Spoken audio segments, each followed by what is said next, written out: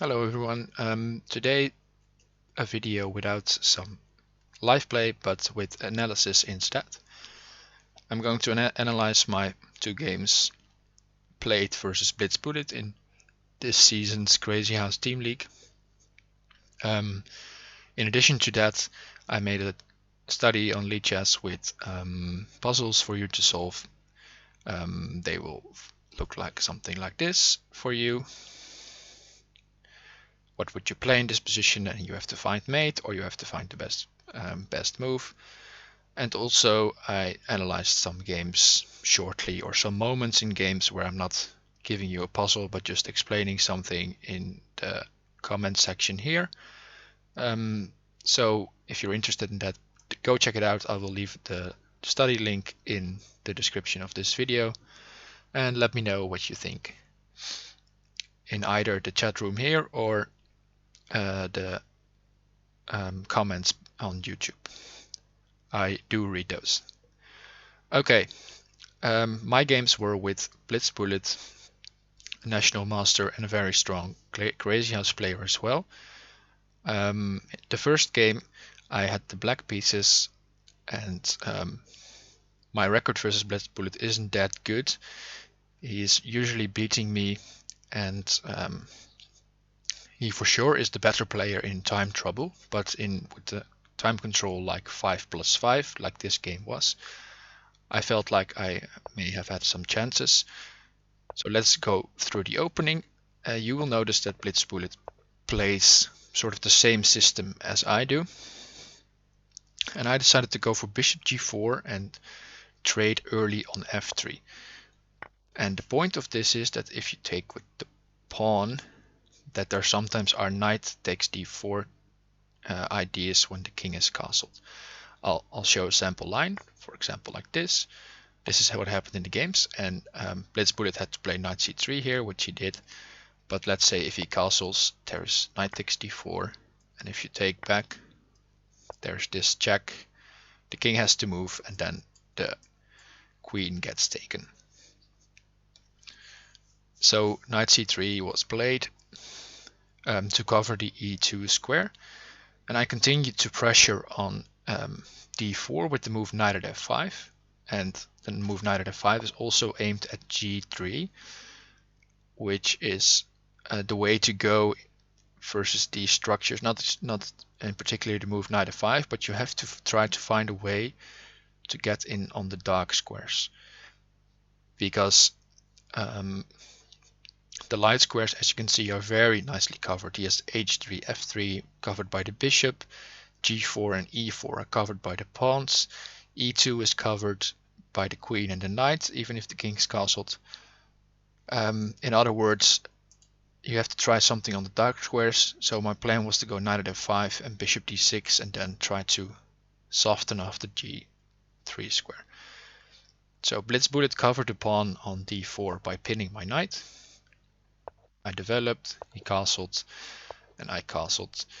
And now he has to do something about the threat of knight takes d4, so he took my knight, and he played a knight at e5. And here I went for the move queen e8, which was played a bit on autopilot, just covering the pawn and maybe covering f7 as well. And this very common idea from the white side in these types of structures, where you play queen e1, you cover c3, and you cover f2 and g3, because the dark squares are weak or are what black wants to attack. So like this. And because I played the system with white, queen e8 was played somewhat automatic. But there was a much better move in the position, and that was just to play c5. Because here the pawn cannot be taken because the knight is hanging. That seems obvious. And a move like knight c6, then I can play queen e8 then, and the knight is not really doing anything here. And now the g3 square is also open, the knight's still hanging, and the point the other point of c5 is that I'm just threatening to take here, and then the knight is also loose. So in this particular case, c5 was much better to play. Do watch out though if white has material in hand. Pawn at g5, pawn at h6, and knight c6 do threaten black's position. So this is probably only viable if white has little to none material in hand. And there, in those other cases, queen e8 is probably a better move. So I played queen e8. Now you would say, okay, he can take on c6 and play pawn at e5. And he didn't do that, but I'll show you why. Because black can just sacrifice the piece here. Since he won a piece on c6, he just basically is equal in material now, and he has the more pieces in hand. So he's threatening to play to capture on d4. In some cases, do watch out for this check though. But probably black is just better here due to his safe king and more potential to attack this d4 pawn. So blitzbullet played bishop g5, attacking the f6 knight. And here I had a very nice move, which I didn't play, but I probably will see it next time in these types of structures, because it's all about these pawns. As I said before, I had to play knight h5. And you'd say, okay, well, g4 wins a piece, but then f6 wins the piece back. And this is a sample line. Take on f5. Take on h5 is also possible, but the queen is probably taking back at a certain moment. So taking on f5, take on e6 next is probably an idea. And now you already see white is only a knight in hand, and these dark squares are getting softened up, and maybe bishop at f4 and a pawn at h2 and stuff like that is happening. So probably g4 wasn't the move, but then f6 is coming and knight takes g3 is coming, and black has nice play versus the dark squares around white's king. So it's all about the dark squares at the moment. I played bishop at e7. Not a bad move, but knight h5 was more practical, and he played g4 anyway. And here it's hard because I was not focused on this, and I thought, okay, I can take on d4, and this is what happened in the game. Takes on d4, queen takes c5, and I still got a very nice position out of this. But there was a very nice idea in the position after g4, and that is knight takes g4. Knight takes g4. And now you say, okay, if he takes back the knight, I'm just winning the bishop, right? And here, this is then something that would have happened. White has a knight for 2 pawns in black hand, but white's position is probably worse because of the holes around his king, and black can play the pawns to harass the pieces. Pawn at f6, bishop at f4, stuff like that is coming. Defending won't be easy for white here, and black is probably slightly better, or at least in a practical game he has a nice advantage. So you say, okay, well then maybe we should take the bishop, but bishop takes e7, there happens bishop takes e5, and now white is threatened to be checkmated. Let's say if you take the bishop, take the rook, there's already this idea. And this is of course allowing a very easy mate, but this idea is coming maybe anyway. Also there is, if the king is on h1, there might be knight takes h2 ideas, and then knight g3. So again, you can see the dark squares around white's king are very important. Okay, so in the game I took on d4 and I went c5 and I went h6. And still black is doing fine here. You see I'm still trying to reinforce the dark squares somehow. If bishop h4, there's pawn at g5, for example. And I spotted that bishop takes h6. He doesn't have to take on h6 again, but then bishop at g5 or just pawn at g7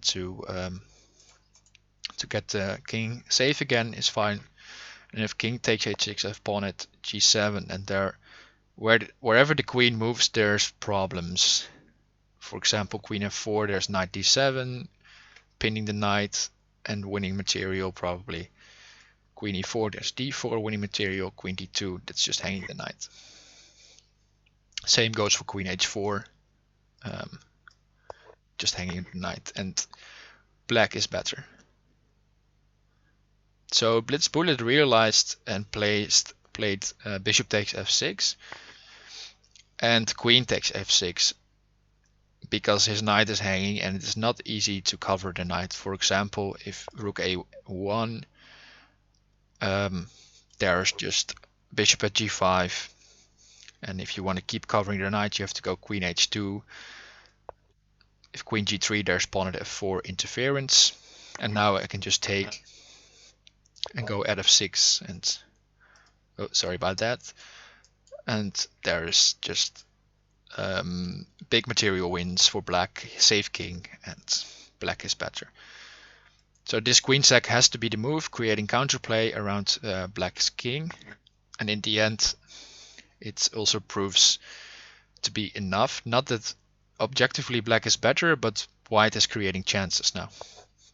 Bishop at g3, saying if you take twice on e5, I have knight at f6, grabbing your queen once this pawn is removed.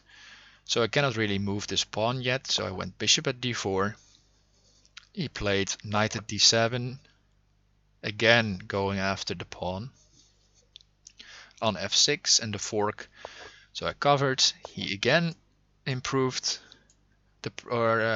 upped the pressure on f6, and here I took on e5 to get more coverage and also release the pressure on f6 a bit. He played knight takes e5, and now I played f takes e5. I could take with the bishop first, but I like this idea of having the pin on f2. That might be useful in the future. And also I'm already down to 20 seconds here, so I felt like just move quickly and take with the pawn. He played bishop at f6, threatening to go at g7, and here I made a mistake. I should have just allowed him to take the queen. Let's say pawn at g7 first, it doesn't really change much. With the king on g7, there's just a pawn and a queen in hand, and I'm not mated here. If I want, I can play bishop at g7 next, or queen at g7 even, and just be very safe, and then you try to use the knights and get an attack going with knight at f4, for example. But yeah, as you can see, I'm down to 20 seconds, and I started to, well, not panic, but started to play a bit faster, and then therefore also not the very best moves. So I take on c3. He takes on g7. He threatens knight at f6 and taking the queen again. And here I needed to take on b2 to keep an advantage and still allow this knight f6 idea. Because in this particular situation I'm still not mated, and probably black can survive this position, and then his material will count in the end. So knight f6, not necessary. You can play a move like rook ae1 to get me to take on f6, and he has an extra knight to mate, and something like this can happen. This is just a sample line, by the way. He takes on g7, and white is probably a bit better in a practical game because his king is safer, but there are no diagonal pieces in hand for white at the moment, so there's probably some time for black to get a defense going with a move like queen at g6. Okay, in the game it all went very quickly because blitzbullet was also getting under a minute and keeping the pressure with pawn on g6. I tried to defend a bit. I'm going a bit quicker now, also because my time in the actual game was getting low, so there wasn't much thought going through my head here. Just tried to run. And here there was one moment where I may have may had some chances to survive, something like this. But here white is clearly better, but maybe black survives in some cases. But yeah, in the game it went knight takes g3, f takes g3, bishop at b3 wasn't the move. I think I was down to 1 second and I was trying to put the bishop, I don't know where, maybe on g5 or something to cover the queen. I have no idea what I was thinking, but at least this was a total slip of mind and of mouse, and he just took the queen, and I pre-moved take back, but I resigned because there is just not much in the position left, and I think white already has made into with something like this. Yeah, so that was the first game, and it was a very nice game. There's some very I learned some new things analyzing this game about dark square pressure, which I will try to use in next games, and I hope you can use some ideas there as well.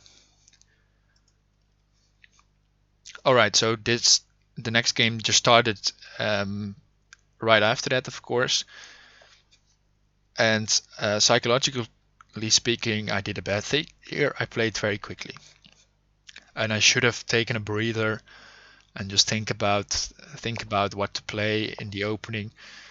But I blitzed through the move quickly, like I'm doing here for you, and he played bishop g4, and I should play bishop e2 or bishop b5 here, but I just went bishop d3, just a blunder, not a slip of the mouse. I just blundered this move. And he went bishop takes f3, of course, and he just won a pawn. And black is already better here. So now I'm in the situation where I have to try to get counterplay. So, and this was basically the first moment I thought. You can see the time jump from 4:53 to under 4 minutes. So I took a lot of time here, and that's the thing about Crazyhouse. When you're worse, you can still, with an investment of times, you can find some ideas and maybe get some compensation going for the loss of the piece, or the pawn in this case, even against one of the strongest players playing the game at the moment. So he played, I played bishop takes e4. I mean, with the idea that if he takes the queen, I take bishop takes f3. I have a lot of minor pieces, and I might have some counterplay against black with the use of the minor pieces to maybe go after f7, or just develop them and defend against this drop of the pawn, and then the drop of the knight and the queen aren't that venomous, probably. That's what I thought. And blitzbullet agreed, so he just took on e4 and kept the material balance, but he also tried to keep the pressure. So he played bishop at g6, and here I played bishop at a4 to check the king, but also cover c2. And then I can step away with the queen, and knight takes c2 isn't that much of a threat. And he dropped on c6, and here I played knight at d6 to get this coverage gone. But I missed a very nice idea in this position, and that was the move e6. And this is a very nice chance to fight back in the game and to get a very complex position where there are a lot of chances to go wrong for black. So let's say the most obvious is bishop takes e4, and now there's at d7. He loses the queen, and this leads to a forced mate already, which I didn't see at the time, otherwise I would have gone for e6. But finding the forced mate here shouldn't be that hard.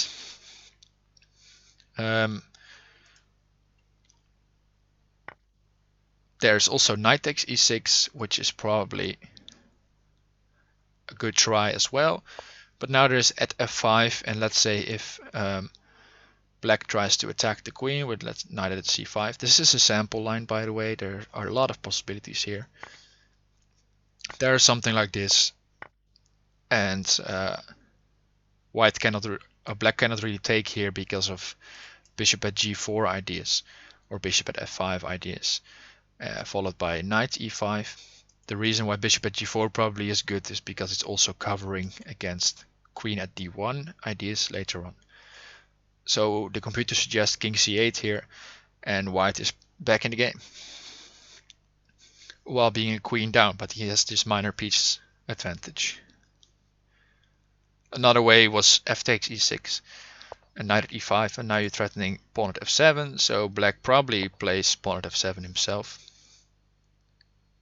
if this is the idea.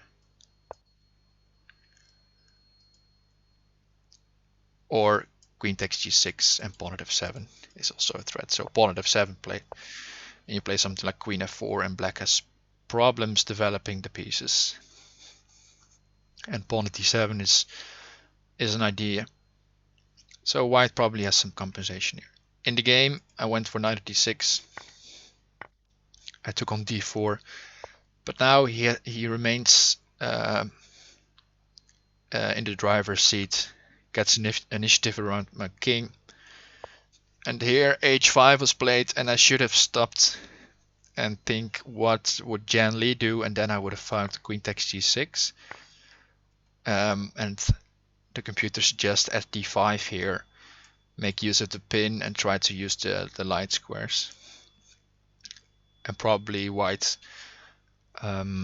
is doing fine because of the attack against the king. Black has more material, but white has a nice attack. So d takes e5 happened. I went for pawn at d5 now, but now he can develop the bishop, and the king can run to f8 if I try to sacrifice too much material. So I went for knight at e4, and here blitzbullet finished nicely with the idea of knight takes g2, and I didn't cover against this threat, and he took on g2, and he went just out of the way of any problems, which is a very nice idea. And or in this situation, I think it's already very hard for me, but I made two bad moves in a row. I went bishop at h3, just allowing knight f4 attacking the bishop again, and now I slipped with knight at h4. And he just took the piece, and I decided to resign. Okay, so the second game is more of an example of when you are playing a bad move in the opening and you realize your opponent is better. Don't give up. Try to fight for ideas like with e6, or in this particular situation, ideas like queen takes g6. There are a lot of creative ideas hidden in a Crazyhouse position, and I just wanted to show you some of my own games. Do check out the link in the description and go solve these puzzles, look at the games, and hopefully you will learn some. My next game will be tomorrow, 10 p.m. Central European time. So hopefully I'll see you then. And I won't stream it, but there might be some commentary from another streamer, or there is always some strong players watching in the chat, which you can ask to give some explanation. Well, I'll see you next time.